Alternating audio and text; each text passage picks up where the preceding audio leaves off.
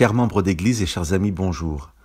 J'aimerais vous partager aujourd'hui un passage de la lettre aux Hébreux que beaucoup considèrent comme difficile.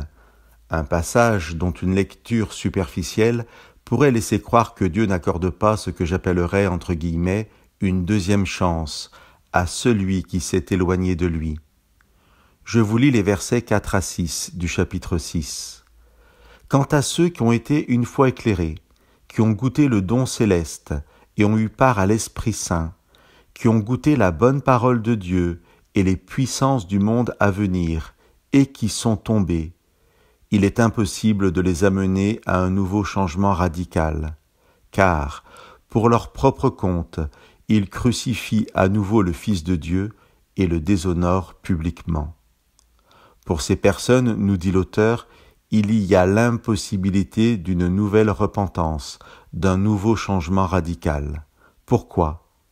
L'auteur est-il en train de nous dire que nous n'avons jamais de deuxième chance ? Que Dieu nous aurait un jour pardonné notre vie sans lui, mais malheur à celui qui s'égarerait de nouveau ? Tout l'enseignement de la Bible nous dit le contraire, et Dieu ne refuse jamais le pardon à celui qui le lui demande. Je ne citerai que cette parole de Jésus à Pierre que nous trouvons dans l'évangile de Luc, le verset 32 du chapitre 22.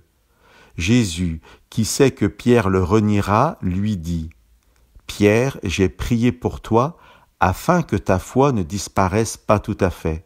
Et toi, quand tu seras revenu, affermis tes frères. » S'il est donc possible de renier Jésus et d'être pardonné, que nous dit l'auteur d'Hébreux dans ces versets du chapitre 6 ?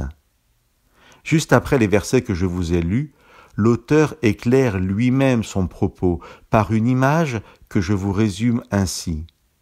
Si une terre produit des épines et des chardons après avoir été abreuvée de pluies fréquentes, cette terre est sans valeur et finit par être brûlée.